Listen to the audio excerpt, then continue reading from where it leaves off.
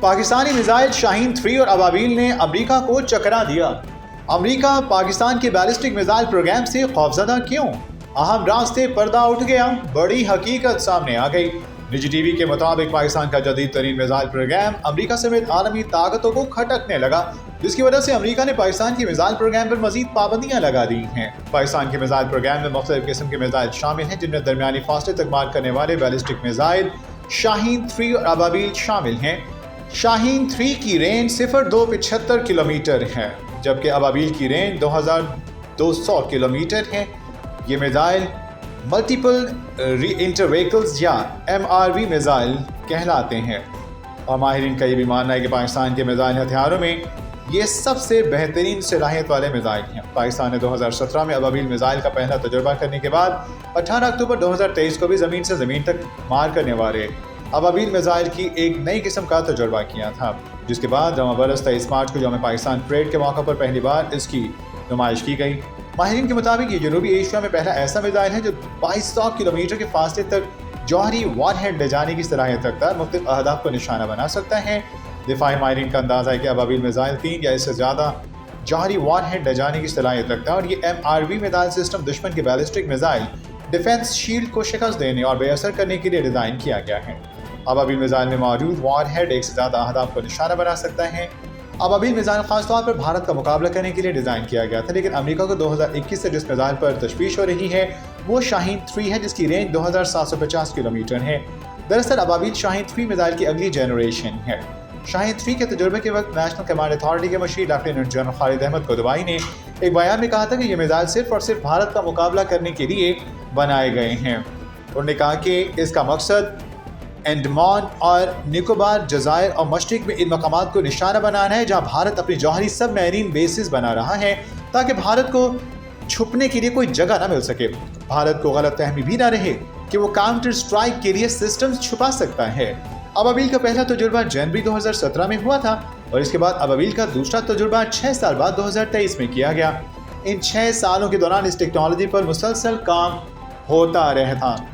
امریکہ کی تشویش کی ایک وجہ اور یہ بھی ہے کہ ابابیل 3 سٹیج میزائل سسٹمز اور موبائل لانچر والا سسٹم ہے، ایک بہت اہم صلاحیت ہے جو کسی بھی سرپرائز حملے کی صورت میں یہ سسٹم آسانی سے کیموفلیج کیے جا سکتے ہیں، بلکہ انہیں بآسانی ایسی جگہ لے جایا جا سکتا ہے جہاں دشمن کو ان کا پتہ بھی نہ چل سکے۔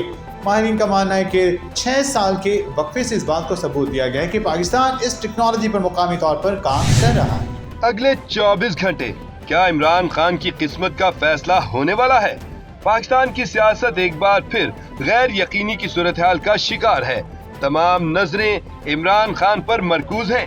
سینئر صحافی منصور علی خان نے اپنے تازہ ولاگ میں چونکا دینے والے انکشافات کیے ہیں، جنہوں نے سیاسی میدان میں ہلچل مچا دی ہے۔ انہوں نے کہا کہ بانی PTI عمران خان کی مشکلات ختم ہونے کا نام نہیں لے رہی۔ ان کے خلاف 190 ملین پاؤنڈ کیس کا فیصلہ پراسرار طور پر روک لیا گیا ہے۔ یہ فیصلہ اب جنوری میں عدلیہ کی چھٹیوں کے بعد سنایا جائے گا، کیونکہ حکومت چاہتی ہے کہ یہ فیصلہ مضبوط اور ناقابل چیلنج ہو۔ لیکن سوال یہ ہے کہ حکومت اس فیصلے میں تاخیر کیوں کر رہی ہے؟ کیا واقعی یہ صرف قانونی کارروائی مضبوط بنانے کا معاملہ ہے، یا کوئی اور بڑی حکمت عملی تیار کی جا رہی ہے؟ منصور علی خان کے مطابق ماضی میں جب عمران خان کے خلاف توشہ خانہ اور دیگر کیسز کے فیصلے آئے تو اس کا رد عمل حکومت کے لیے نقصان دہ ثابت ہوا تھا۔ عوام نے ان فیصلوں کو سیاسی انتقام سمجھا، اور اس کا اثر 8 فروری کے انتخابات میں دیکھا گیا جب عمران خان کے حق میں ووٹ پڑے۔ PTI نیا پانسا پھینکنے کو تیار؟ کیا عمران خان کا معاملہ عالمی عدالت انصاف میں جائے گا؟ کیا پاکستان پر عالمی دباؤ بڑھنے والا ہے؟ نجم سیٹھی نے ملکی سیاسی صورتحال کا کچا چٹھا کھول دیا۔ پاکستان کی سیاست ایک بار پھر گرما گئی ہے۔ نجم سیٹھی نے اپنے تازہ ترین تجزیے میں تحریک انصاف کی حکمت عملی اور سیاسی صورتحال کا کھل کر تجزیہ کیا ہے۔ انہوں نے واضح کیا کہ PTI کی جانب سے عالمی عدالت انصاف جانے کی بات محض ایک دباؤ ڈالنے کی حکمت عملی ہے، جس کا حقیقت سے کوئی تعلق نہیں۔ نجم سیٹھی نے کہا کہ عالمی عدالت انصاف کسی ملک کے اندرونی معاملات میں مداخلت نہیں کرتی، اور یہ اصول بین الاقوامی قوانین کے عین مطابق ہے۔ انہوں نے خبردار کیا کہ PTI حکومت کے خلاف پروپیگنڈے اور دباؤ ڈالنے کے لیے یہ چالیں چل سکتی ہے۔ लेकिन इनका कोई अमली नतीजा निकलता दिखाई नहीं देता।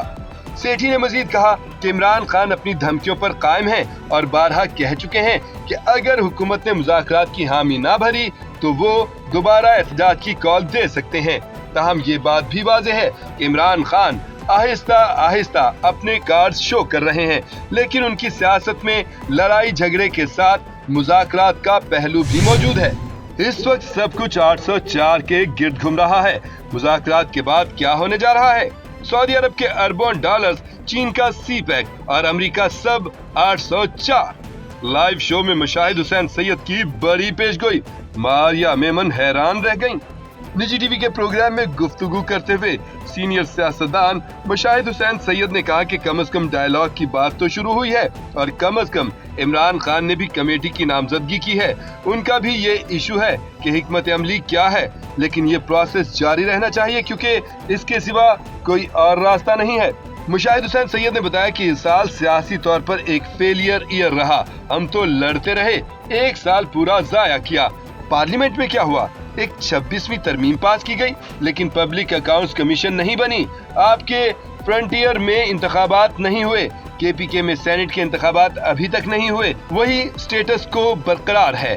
तो देखें आप, सारी चीजें जो हैं वो सब 804 के इर्द गिर्द घूम रही हैं। मुशाहिद हुसैन सैयद ने कहा कि 804 की वजह से आपने इंटरनेट पर पाबंदी लगाई, इसकी वजह से आपने अदलिया पर प्रेशर डाला। क्या इमरान खान को एस्टेब्लिशमेंट का एतमाद हासिल हो गया? हुकूमत पर दबाव बढ़ने लगा। शहबाज शरीफ पीटीआई से मुज़ाकरात के लिए तैयार। क्या पाकिस्तान में बड़ी तब्दीली आने को तैयार है? क्या हुकूमत और पीटीआई के मुज़ाकरात पाकिस्तान की सियासत में नई तारीख रकम करेंगे? कॉलम निगार अंसार अब्बासी ने कहा है कि पाकिस्तानी सियासत में एक बार फिर हलचल मच गई है। शहबाज शरीफ हुकूमत ने तहरीक इंसाफ से मुज़ाकरात के लिए हुकूमती इत्तेहाद पर मुश्तमिल कमेटी तश्कील दे दी है, जो एक मस्बत पेशरफ्त है। लेकिन क्या ये मुज़ाकरात पाकिस्तान के सियासी मंजरनामे को तब्दील कर सकते हैं? अंसार अब्बासी ने अपने हालिया कॉलम में पाकिस्तान की सियासी सूरत-हाल पर बात करते हुए लिखा कि तहरीक इंसाफ के लिए ये एक नादिर मौका है, मगर शर्त ये है कि इमरान खान और उनकी जमात माजी की गलतियों से सबक सीखें। उन्होंने कहा कि ये बात सब पर आया है कि इमरान खान ने ऐसे मुशीरों की बात मानी जिन्होंने उन्हें न सिर्फ अपने सियासी मुखालफिन बल्कि एस्टेब्लिशमेंट से भी लड़ा दिया। इल्जामात, झूठे प्रोपेगंडे और गालम गलोच के कल्चर ने पार्टी को नुकसान पहुंचाया और कौमी सियासत को इंतशार का शिकार किया। अंसार अब्बासी ने कहा, अब सवाल ये है, क्या इमरान खान अपने रवैये में तब्दीली लाकर अपनी जमात के लिए सियासी स्पेस पैदा कर सकते हैं? फौजी अदालतों ने 9 मई का फैसला सुना दिया। मास्टरमाइंड और मंसूबा साज भी निशाने पर। इरशाद भट्टी ने बड़ी ब्रेकिंग न्यूज दे दी। अपने व्लॉग में गुफ्तगू करते हुए सीनियर सहाफी इरशाद भट्टी ने बताया कि 13 दिसंबर 2024 को सुप्रीम कोर्ट की तरफ से इजाजत मिलने के बाद फौजी हिरासत में 9 मई के जो 85 मुल्जमान थे, उनमें से 25 मुल्जमान को फौजी अदालतों ने सजाएं सुना दी हैं। इरशाद भट्टी ने बताया कि ISPR की जानिब से बड़ी सख्त प्रेस रिलीज आई है, जिसमें लिखा है कि असल इंसाफ तब होगा जब 9 मई के मास्टरमाइंड और मंसूबा साजों को भी सजा मिलेगी और गुमराह और तबाहकुन सियासत को दफन किया जाएगा। नफरत और तकसीम और बेबुनियाद प्रोपेगेंडा की नफी की जाएगी। किसी से कोई रियायत नहीं बरती जाएगी। इरशाद भट्टी ने बताया कि 85 मुल्जमान फौज की जेर हिरासत थे। उनमें से 25 मुल्जमान को पहले मरहले में सजाएं सुनाई गईं। सीनियर सहाफी इरशाद भट्टी ने कहा कि ये सजाएं 10 साल, 9 साल, 7 साल, 6 साल, 4 साल और 2 साल की हैं। अब अगले मरहले में बाकी जो 60 बचते हैं उनको सजाएं सुनाई जाएंगी। हुकूमत की मुज़ाकराती टीम तश्कील दे दी गई। मुज़ाकरात की हकीकत क्या है, किन नुकात पर मुज़ाकरात होंगे, हुकूमत मुज़ाकरात पर क्यों मजबूर हुई, समी इब्राहिम ने अंदर की खबर दे दी। अपने व्लॉग में गुफ्तगू करते हुए सीनियर एंकर पर्सन समी इब्राहिम ने कहा कि हुकूमत की तरफ से जो बड़ी खबर आ रही है वो ये है कि एक मुज़ाकराती टीम तश्कील दे दी गई है, जिसमें पीपल्स पार्टी, MQM और नून लीग के अरकान शामिल हैं, जो PTI की 7 रुकनी मुज़ाकराती कमेटी से गुफ्तगू करेगी।